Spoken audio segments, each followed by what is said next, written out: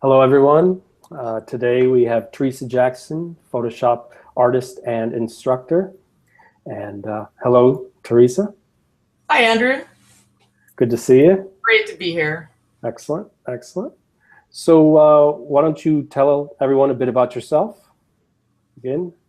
Well, by day, mostly I do graphic design. I have been working for myself for about 10 years, freelance graphic art, mostly print, some web content, lots of Photoshop, commercial type retouching and stuff like that. My real passion, though, is in creating digital art and photography. I also teach digital darkroom classes at UCSD Extension. I teach beginning digital darkroom, which includes Lightroom, Photoshop. I teach advanced Photoshop, and I teach in the HDR, Fine Art of HDR class that I actually was able to develop, write up the curriculum, and create my own class. So that's my favorite. That's my favorite class to teach. Excellent, excellent. So what creative projects are you currently working on? You want to share some slides? Okay, let me share my screen and have a lot of variety of stuff here. So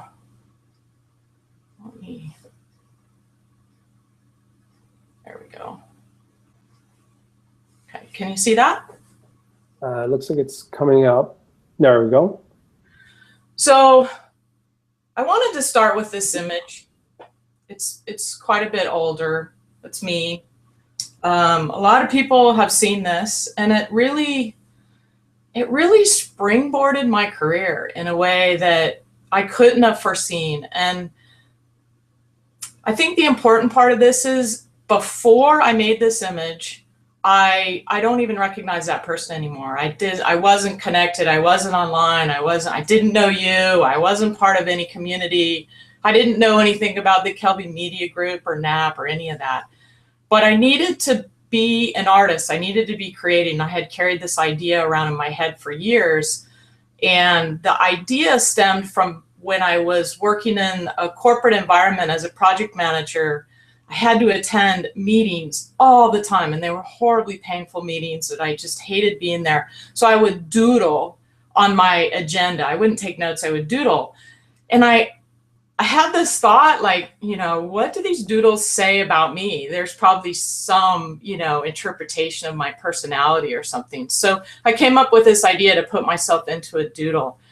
I ended up going to my first Photoshop World after I created this image, and I didn't know really what to expect at Photoshop World, but I found out that you could submit images for a guru contest, and I really didn't think anything of it. If I had thought about it, I probably would have scared myself out of it. But this image ended up winning a guru award for the artistic category. And I found myself on stage in front of a couple thousand people with a picture of myself, as big as a building. And yeah, thinking about it, if I had planned it out, there's no way I would have had the confidence to do that. But it ended up giving me a lot of confidence and introducing me to a lot of people. A lot of great things have happened since then. So that was an older image. I've recreated this process a few times, and now I kind of have this goal to make a new self-portrait every year, kind of in this theme, and I use them for my social media. So this was a portrait that I didn't take, that the school, UCSD, brought in a photographer to take our portraits. And so I wore a white blouse intentionally, and then I asked the photographer if I could get the high-res image so that I could create a new self-portrait.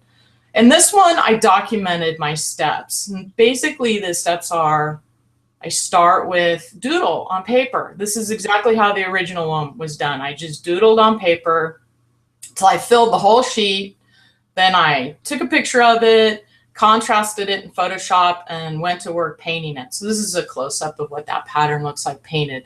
And then once I had that pattern completely done and painted, then I apply it to the photograph using that displace filter.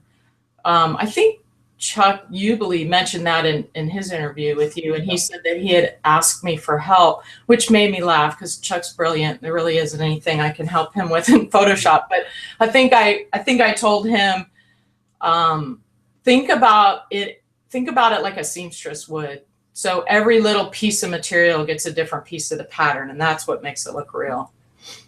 So we're gonna go to something completely different here. Now, I was gonna say before you jump, were you also influenced by, say, Gustav Klimt? Reminds me. Oh, yeah, yes, I'm definitely gonna get to that in my most current piece. Absolutely, Nice. Thank you for bringing that up. Sure. This is a completely different looking image that's all composited. And the reason why I wanted to talk about this is because the creative process is a journey, and sometimes we have to create things to create the next thing. And I sat down on my computer with this goal to make a composite without any idea what I was going to composite, what images I would use or anything. I didn't even know where to start. So I just grabbed a bunch of images that I liked. I like the ocean, I like the sand, and I started laying them together. And this image is composited from hundreds of pieces of photographs, all photographs that I've taken. The waves, for example, are, there's probably a dozen different ocean shots in just the waves there. Well, when I was working on this, I found that I really was obsessed, and it wasn't a healthy place to be. Like, I went out and I photographed those vines, and then I was masking every leaf down to like the pixel. And I laughed at myself and I thought, man, I got pixel OCD. This is not a healthy place to be. I can't work like this. I need to loosen up. So the process of creating this image brought me to this image. And this one won a Guru Award at Photoshop World 2 years after the self-portrait did. So this piece, I really approached it from a much more loose, I'm not going to go into the pixel level to do masks. I'm going to do a lot of blend modes. I'm going to layer stuff in. And I had this basic concept before I started that I wanted to work with a tree. So I started with this tree. This photograph of this tree is from Balboa Park. And the photograph that I took of this is so old that I only had it in JPEG format. It goes back to the days before I started shooting in RAW. But I didn't care because I was just going to lay a bunch of stuff on top of it. Here's a detail of the top half of it. So the concept of this was, I call it happiness is a state of mind. And I was doing a lot of, it was springtime. I was doing a lot of yard work. And I started thinking about the universality of humans to make their personal spaces comfortable and pretty, regardless of your socioeconomic status or regardless of your culture. You probably paint your house or plant flowers or decorate or whatever you can do. So I thought about how we make our personal spaces a place of comfort, but then we have to travel through spaces to go to work or go shopping or, traveling that maybe aren't of our liking or our choosing, but we can choose to see the beauty in them as well. So the bottom half, the reflected part, is all these architectural pieces and, a different color palette, but I still see it as just as beautiful as the top half. It's just a different place. Nice. That was the concept for that. This is a piece that I call Rose Garden, and I was wanting to get back to the patterns, and I was inspired by a quote from Ansel Adams that says something like, a sharp image of a fuzzy concept is still a fuzzy concept or something. I'm totally butchering the quote, but it's something like that. And I also have a friend that likes to say, if you photograph a flower, the flower's already done the heavy lifting, right? So as I guess what he means is God's already created the perfect thing. If you're photographing it, can you bring anything new to that? Because it's already perfection. It's already beautiful. That's how I interpreted what he said. So I started with a rose from my garden. I photographed it on a light box, and I used focus stacking to get the sharpest possible image of a rose that I could get. So this is where I started. And then I started putting my patterns on it. And I thought, well, can I make the rose prettier? So I put some pretty patterns on it. And I really liked the effect of how this went. And then I thought, well, maybe I can make it look more geometrical by drawing lines on it. And I did all of this in Photoshop. I just hand drew these on each petal. Then I started adding more geometric type patterns to it. Then I thought maybe I can make it ugly if I make a really grunge. So I like used a bunch of plugins and filters, everything that had the name grunge in it. And I tried to come up with this really grunge texture. I even kind of grunged out the edge of the petals and thought, well, what happens to the rose if I grunge it up? Then I try to, you know, make it look like it's carved out of stone. And this is like a rock wall. And then the last thing I did is I put tire treads on it. I thought, what's grungier than something that's been run over by a car? So I inked the tires of my car. I drove them over a mat board and then photographed it. Yeah. But I think the result of it is that it's still beautiful. No matter what I did to it, I still think it's beautiful. And all of them hanging together create a really beautiful set. So it's really nice to see taking something that we almost take for granted and bringing it into a new world by doing all those different ideas to it, different textures. I think it's really a really good idea to just explore a concept as far as you can. And, you know, we get these little seedlings of ideas, and sometimes we don't think they have any value. But if they're in your head, they probably have value. So start exploring what you can do with them. And that's really where I'm going with these patterns and the whole concept of the flower, and if it's beautiful, and if it's, I like to make pretty pictures. I mean, I think that's really the bottom line with who I am, what I create. I don't have a set style, but I like to make a pretty picture. Does that make it not art because it's just a pretty picture? Does it have to tell a story? Does it have to have a deeper meaning? I don't like to worry about all those things, although, you know, I think about them and they do inspire me. This image is called Grace, and Grace is partnered with nature, and they are individual pieces, but they are intended to be partners, and they hang together wherever I show them. And they're like the yin and yang. Grace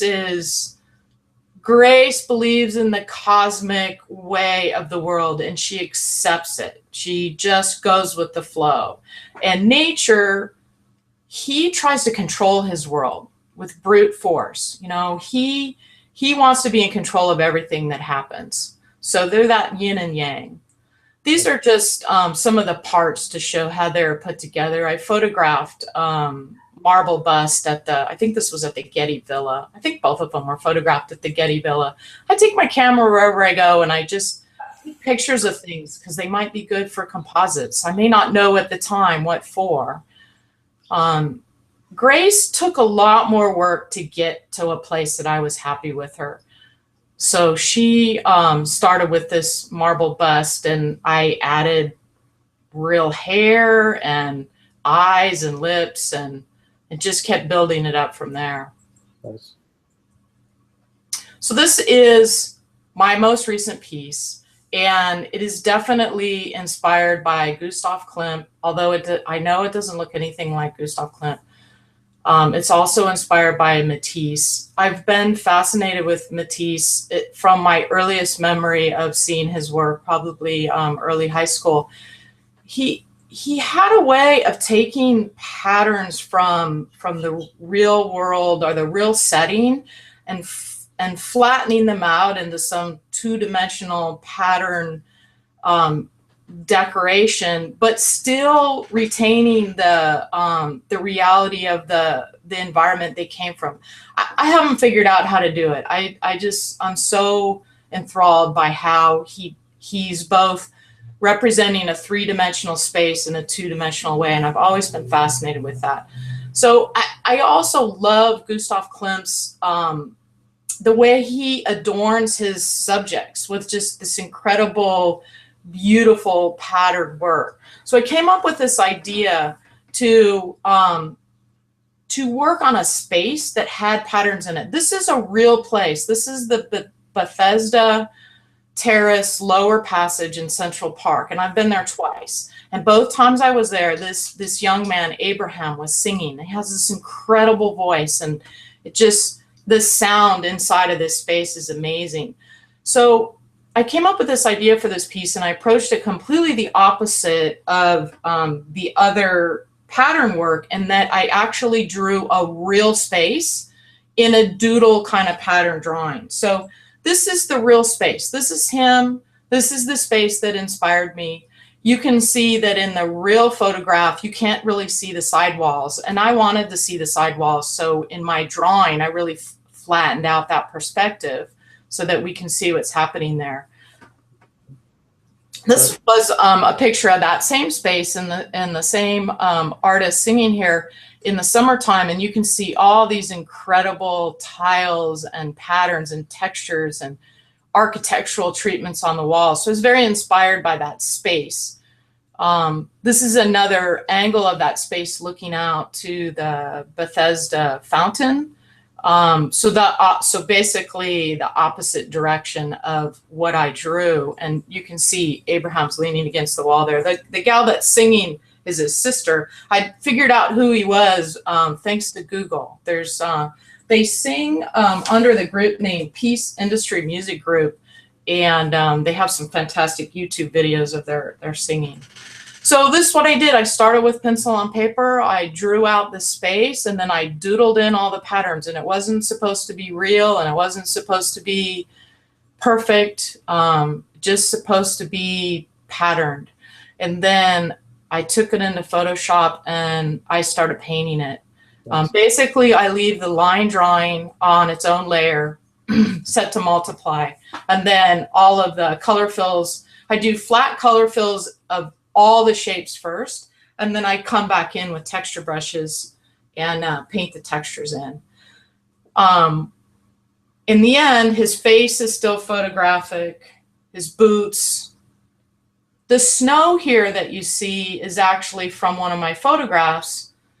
I'm really interested in this concept, and I always have been, about two-dimensional drawing, a two-dimensional photograph that represents a three-dimensional space. I was interested in that even back in college.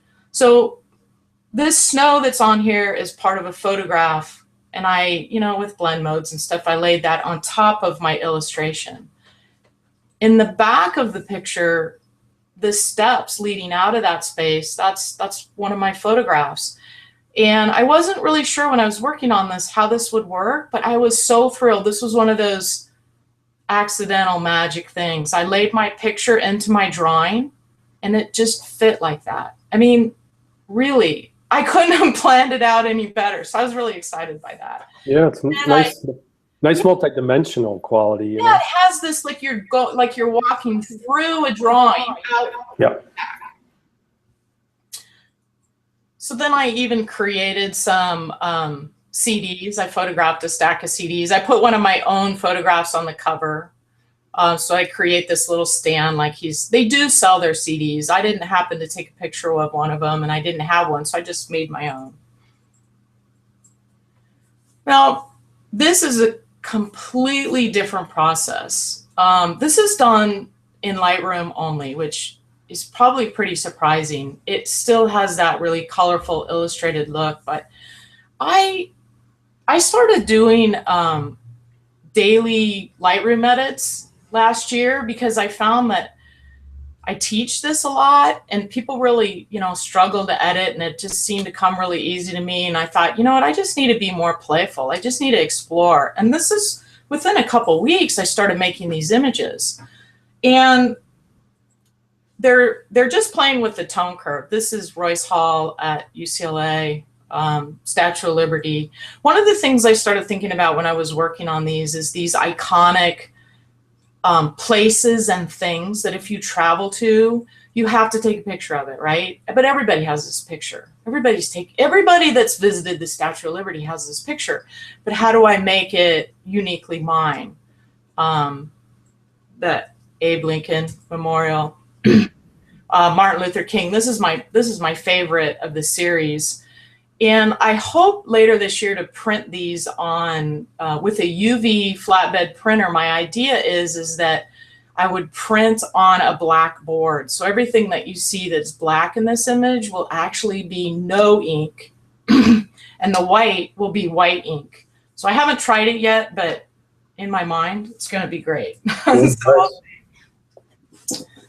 The other thing that I do a lot of is I've been doing a lot of iPhone images. This is off of my phone. This is off of my phone. All of these are off of my phone, and it really freed me. I really recommend it to anybody that's creative, because it's kind of cured that pixel OCD problem, because the phone's a small screen. Usually I edit on my iPad, but that's still a small screen.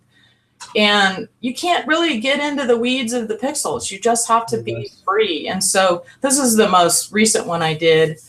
I was really surprised by the amount of love that this got on Facebook. I really just felt like I'm just playing, you know, I'm not really worried about whether it's good or not. I'm just making a picture that feels good to make. And I think that that's been really good for my process of creating. Yeah, that one feels like Cezanne, very kind of in-depth. Yeah, very, yeah, it's got textures, but it's got those patterns and lines too. So this is jumping into a totally other category, but I definitely am all over the place in creating images, because I just really like to make pretty pictures however I can get there. This is one of my very first HDR images, and I learned about HDR and I got so excited, and I was like, man, I need to go out. I need to do this. So this is a sculpture garden in Escondido called Queen Califia's Magic Circle. And I went there as the sun was going down, and I aimed my camera directly into the sun, which I would never be able to do before I knew what HDR was. So I wanted to just create the most challenging setting. And the truth is, when I started processing this in Photomatics, the image had all kinds of problems. And I spent hours and hours and hours and hours working on this to get it to a place that I was happy with. And I think that set the stage for the way that I approach HDR. And I see this missing in so many photographers. HDR is not a solution, it's a tool. Right. It's just one other tool amongst the many that you have. And think of it as a starting point, not an ending point. And this image illustrates that too. This is a really old image of my son, who's now just recently graduated from UCLA. And I really liked how Photomatics could give me this really illustrated look. Yeah. But I wanted to control where. So everything in the window is very illustrated, but he's nice. This is a much more recent HDR image. And again, this is really about knowing what your tools are and working with the tools that you have. It's not about gear. It's not about equipment. I went out to the Brain Center in Las Vegas to photograph this building. And I saw this tree, and I knew that I wanted a square image. I knew that I wanted the tree in the center of it. I knew all of that when I was looking at the scene, but I did not have a wide enough angle lens to capture the whole thing without walking back across the street, you know, because I'm standing on the sidewalk. So this is a 2-image HDR panorama. Basically, I shot the top of the tree in brackets, and I shot the bottom half in brackets, and then I, you know, used my Photoshop skills to put it together. This is a really, really recent HDR edit with the brand new Lightroom CC, Lightroom 6, and I've heard so many people like, oh, it's not as good as Photomatics, or I don't like it. And it's, again, it's not about the end solution. You can't compare Lightroom to Photomatics. They're different things. Yeah. They create different looks. I use this image when I'm teaching HDR, and usually I process it with the 32-bit processing. And every time I did, I would get really bad snapping colors around where the sun's coming through the tree.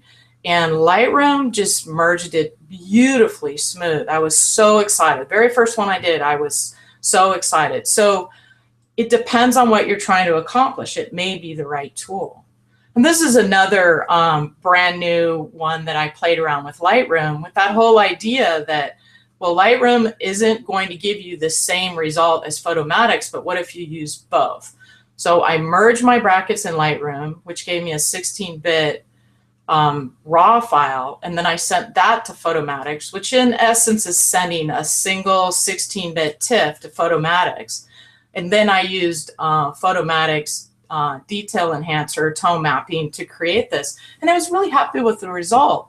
I tried sending the brackets by themselves to Photomatics, and it was very challenging to get something that I liked. So again, you know, and I shared this on Facebook, and some people said, yeah, but you're defeating the purpose because you didn't send all the information to Photomatics. And I think, why does that matter? I'm making a pretty picture. Why does it matter that it's supposed to be this way or that way? So I really think about creating images with the tools that I have, and I don't worry about what the rules are supposed to be. Great. This looks like an HDR image, but in reality, it's like a time-lapsed image. I'd like to do more of these. I've only done a couple. They take us a long investment in time to create. But basically what I did is I set my camera up on a tripod, and every 10 or 15 minutes I took a frame. So I captured light over a long period of time, which is how our memory sees things, right? If we've been to a place, if you've been to this place in Balboa Park, you didn't just see it in the flash of a split second like a camera does. Your memory collects the visuals over a period of time. So I was interested in trying to put those together in an image. This one here is done the same way. This is a neighborhood I live in. I stood up on the top of a hill above our neighborhood, and I put my camera on a tripod, and I collected images for about an hour and 15 minutes, I think. So as the sun sets and the light falls into our valley, it paints light across the scene, but it travels from one end to the other. The entire valley isn't ever completely lit the way it is here. And if you look close, you can see that some of the street lights are on, and that's because I continued to shoot until it was dark enough for the lights to come on, but light enough for me to see my way back down the hill, because I didn't want to be hiking back down that hill in the dark. But I'm really fascinated with this idea of creating an image from light captured over a period of time instead of just an instant. Now, time is getting on, so I need to kind of jump to next question, though. Even though I'm loving your work. Okay. What future projects are you working on? Well, let me close out of this and then come back so that I can we do that? Yep. Okay. I don't know if I need to not share my screen. I'm sorry, I'm not really familiar with this, how this works here. So future projects are, I want to do something more like Abraham. This is going to be my favorite project, what you're going to ask next. But for the future, I wanted to do more work like this, and I want to do something else like the Abraham Sings image, but I'm still kind of out there searching for the inspiration of what that's going to be. And the other thing that's really going to consume my time this year is that I've committed to developing an online course for UCSD Extension so that I can teach my digital darkroom course online and open it up to people outside of San Diego County. So that's a big project, and it's going to go live in January. So I figure that's probably going to take most of my time. So am I still sharing my screen here? Can you see this? Yeah, it's you on the couch. Yeah, this is my favorite piece to date. I know you were going to ask me that question, so I put this at the end. So the reason why this is my favorite is there's a lot of personal concepts in this, and I have a very large print of it, and this is a picture of it hanging on a wall. I made it to be big, and I made it to hang in a gaudy frame over a couch, wherever. And this was at a space that it hung for a few months earlier this year. So the concept came from, I love the ocean. I love to photograph the ocean, but what makes that art, right? How do I photograph the ocean in a way that makes it worthy of a sofa-size photo hanging on the wall? So I was toying with that idea a lot. I thought I still photograph the ocean, even though, you know, it's been photographed since the beginning of cameras. I also was thinking a lot about when I was in high school. I was going back to this period of time when I was about to go to art school, and I would have these conversations with my dad, who would say, well, you're going to be an art major. You need to think of a way that, you know, you can have a business. And he was very concerned about how I was going to survive, you know, how I was going to make a living. So he had this idea that I would find rich people and I would go check out their homes, and then I would create art to match their decor. And I was so frustrated by that. I thought, my dad just doesn't get me.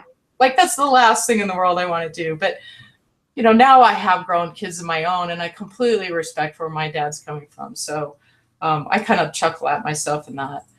So what I did is I photographed myself, and I photographed all these parts and put it together in Photoshop, and virtually everything that you see that has a pattern on it was applied with Photoshop, even the roses on the stand there under the lamp, and the couch and the pillow and my shirt. I wore a white shirt. I wore tan pants.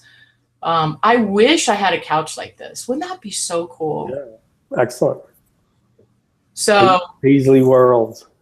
Yeah, and you know, I have this hanging in a public space, and that's back to the beginning. So how do I stop sharing my screen here, Andrew? So yeah, go up. Should be able to go to the top left. Your cursor. Get back. Okay. And then click on the screen share. Why am I not seeing that? Is it at the bottom right? Sometimes it jumps, but I don't know. I don't know what I'm doing. I'm sorry. it's all right. I don't know how to get out of screen sharing. Check the bottom right. I would just move your cursor around, but like if I go and I move my cursor. Go back to the Google page. Now I see. Aha, there we go. I can stop it. Okay, there you are. Yay, sorry. That's good. Excellent. So where were we? Okay, so we are pretty much in traded time period that it's nice to see people taking the time to do intricate detail like you do, and then bringing the other world of photography into it. Yeah, I think it's important to do both. Like, you know, my iPhone is simple, playful stuff. I do lots of just, you know, image editing in Lightroom that take a few minutes. I think that the point is to just create, make images. And I like to do a whole variety. Don't try and limit myself to a style and say, well, I'm a landscape photographer or I'm a digital artist. No, I like to make pictures, whatever tools it takes to get there. Excellent. Very nice. Excellent work. So where can people find you online? Well, I have an ongoing blog on my website, orchardviewcolor.com. I've been writing a lot about Lightroom because I've been teaching a lot of Lightroom, and I'm writing Q&As for the most frequently asked questions from my students. I also have a lot of the work I shared here on my Behance portfolio, and I'm constantly adding images to my Instagram. So those are probably the best places to find me. Excellent. And tomorrow night, aren't you having a... Oh, yes, I'm doing a Lightroom webinar. And I'm going to cover what's new in the Lightroom CC and Lightroom 6. And I'm going to start for those people out there that haven't upgraded yet, really just talking about what the upgrade process is and what it does and where it, you know, it doesn't overwrite your original, you know, I see a lot of questions about that. So I'm really trying to approach those frequently asked questions about the whole process. And then I'm going to go, I'm going to show the face detection and HDR and panoramas, which are really cool features in the new Lightroom. Excellent. I will thank you so much. It's very is a wonderful to jump into the creative world. See that, and makes me feel like I need to get back into drawing again. It's I need to draw more myself. I really do. Yeah, nice.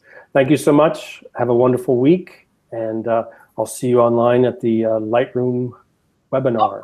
Oh, thanks, Andrew. Thank you. Bye.